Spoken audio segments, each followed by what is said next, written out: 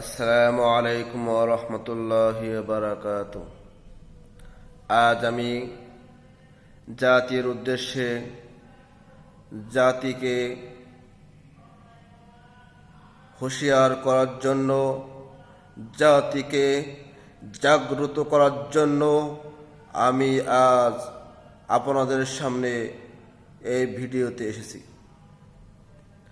আপনারা জানেন, মানুষ বিভিন্ন কলকৌশলে একজন আরেকজনের থেকে লক্ষ লক্ষ টাকা হাতিয়ে নিচ্ছে, কিন্তু সে টের পাচ্ছে না।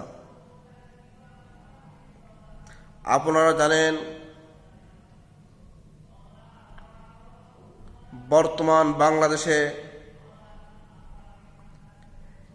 একটি ঘটনা আপনারা শুনেছেন, আমি তার নাম বলবো না। সে অনেক সম্মানিত ব্যক্তি।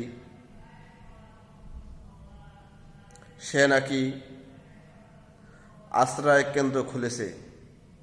সে গরিব অসহায় মানুষের সেবা করার জন্য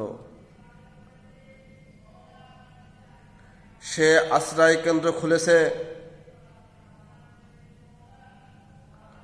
অসহায় মানুষদেরকে স্থান দেওয়ার জন্য।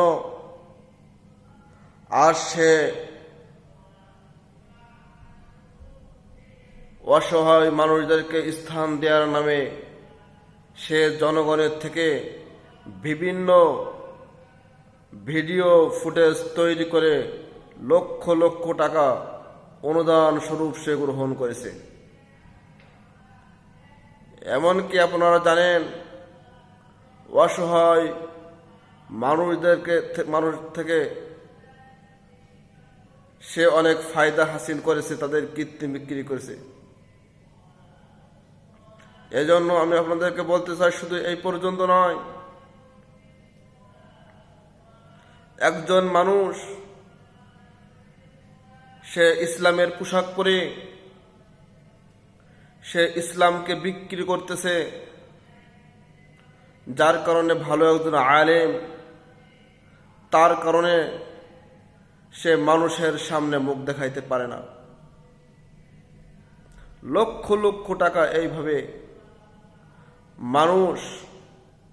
মানুষের থেকে হাতিয়ে নিচ্ছে। আপনারা এই ধরনের প্রতারণা থেকে সাবধান হয়ে যান। আপনারা এই ধরনের প্রতারণা থেকে সাবধান হয়ে যান। মানুষ মানুষকে যা বোঝায় মানুষ তাই বোঝে। এটাই হচ্ছে আমাদের বড় সমস্যা। ভালো কোনো আলেমের থেকে পরামর্শ নেয় না। সে তার মন মতো ইউটিউব ফেসবুক দেখে সে তার কাজ চালিয়ে যায়, যার কারণে সে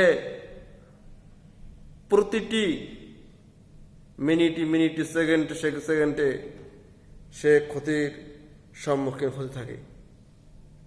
এই জন্য ভাই, আপনি টাকা পয়সা কত কষ্ট করে কামাই করেন, মাথার ঘাম আপনার পা দিয়ে বেয়ে পড়ে, কত কষ্ট করেন রোদ্দুরে, খেয়ে না খেয়ে আপনি আল্লাহকে সন্তুষ্টির উদ্দেশ্যে আপনি একজনকে দিচ্ছেন, কিন্তু তাহকিক করেন যে যাকে আমি দিচ্ছি এটা কি সে নিজের জন্য নিচ্ছে না প্রকৃত পক্ষে সে ইসলামের জন্য নিচ্ছে। আমি আপনাদেরকে একটাই কথা বলতে চাই, আপনারা যত দ্বীনী প্রতিষ্ঠান দেখেন না কেন, খালেস মাকবুল মূলত হক্কানি প্রতিষ্ঠান হলো কওমি মাদ্রাসা।